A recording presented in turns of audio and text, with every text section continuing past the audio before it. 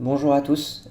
Aujourd'hui, on va parler d'une méta-analyse sur l'effet de la psychologie positive, des interventions en psychologie positive pour améliorer le bien-être. La psychologie, ça s'est longtemps intéressé à tout ce qui n'allait pas chez l'être humain, que ce soit les dépressions, que ce soit les anxiétés, que ce soit les phobies, enfin tout ce qui fait que l'être humain a un mal-être, mais c'est assez peu intéressé à ce qui faisait le bien-être, jusqu'à assez peu, disons jusqu'aux années 90 à peu près où des chercheurs ont inventé une discipline qu'ils ont appelée ensuite la psychologie positive, qui justement s'intéresse non pas au mal-être mais au bien-être. C'est par exemple Deci et Ryan les premiers à avoir donné la définition du bien-être. Alors il y a plusieurs types de bien-être. Il y a le bien-être de manière générale, le bien-être subjectif, le bien-être psychologique.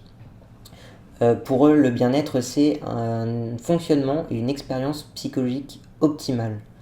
Alors ça ne veut pas dire grand-chose, mais un autre chercheur qui s'appelle Seligman a rajouté en fait des composantes du bien-être. Seligman, ça a été un des directeurs de l'APA, l'American Psychological Association, et ça a été aussi une personne qui a pendant assez longtemps amélioré et perfectionné la torture psychologique avec la CIA, et qui ensuite du coup s'est intéressé au bien-être. Alors il donne 5 composantes du bien-être. Les 5 composantes, c'est l'émotion positive, ressentir des émotions positives, l'engagement, être engagé pour une cause, les relations sociales, donc c'est pas forcément en avoir beaucoup, mais ça peut être avoir une relation sociale forte ou avoir plusieurs relations sociales, en tout cas c'est d'avoir une relation sociale qui t'épanouisse. Le sens, donner du sens à sa vie, et l'accomplissement, sentir qu'on fait quelque chose dans un but. Ces 5 composants du bien-être, c'est pas tout ou rien, c'est pas une checklist où on dit voilà, et si je ressens des émotions positives, que je suis engagé, que j'ai du sens, que j'ai des relations sociales, tout va bien.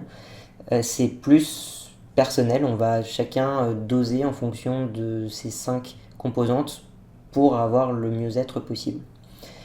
En tout cas, l'idée derrière tout ça, c'est que le bien-être, c'est pas forcément juste l'absence de mal-être, mais le bien-être, c'est autre chose, ça va au-delà. C'est l'acte de trouver un fonctionnement qui va être le plus optimal possible subjectivement. À partir de là, il y a un chercheur qui s'appelle Fordyce qui a développé une petite checklist de 14 exercices qui permettent, selon lui, d'améliorer le bien-être. C'est ce qu'on retrouve, toutes ces techniques, tous ces exercices, c'est ceux qu'on va retrouver maintenant dans les manuels de développement personnel, qu'on va retrouver dans les formations bien-être, qu'on va trouver un peu sur tous les livres que vous allez pouvoir retrouver chez vos bibliothécaires. Alors pour vous donner quelques exemples, c'est reconnaître les bonnes choses qui te sont arrivées, ça peut être faire preuve de gratitude une fois par jour, etc. Ça peut être s'imaginer être la meilleure version de soi-même et donc chercher à atteindre cette meilleure version de soi-même, chercher à devenir cette meilleure version de soi-même. Voilà, il y a plein d'exercices comme ça.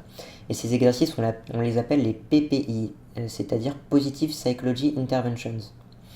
C'est sur ces PPI, c'est sur tous ces exercices que repose cette méta-analyse, et donc elle s'intéresse à l'effet de ces PPI sur le bien-être et sur, le combat contre la dépression, sur l'amélioration des symptômes de la dépression. Il y avait déjà eu des méta-analyses sur ce sujet, et déjà des méta-analyses qui se sont intéressées à l'effet des PPI sur le bien-être et qui avaient trouvé un effet qu'on dit entre faible et moyen. Donc alors c'était entre 0,29 et 0,31. Les méta-analyses se basent sur ce qu'on appelle la taille d'effet. La taille d'effet, en fait, c'est un nombre qui varie et qui signifie en fait la différence entre deux groupes. À 0, la taille d'effet est nulle, donc il n'y a pas d'effet. Et ensuite, on a des seuils. À 0,20, on a un effet faible. À 0,40, on dit qu'on a un effet moyen. À 0,60, on dit qu'on a un effet fort. Et puis après, ça va jusqu'à l'infini. Et là, à partir de 0,60, ça devient un effet très fort.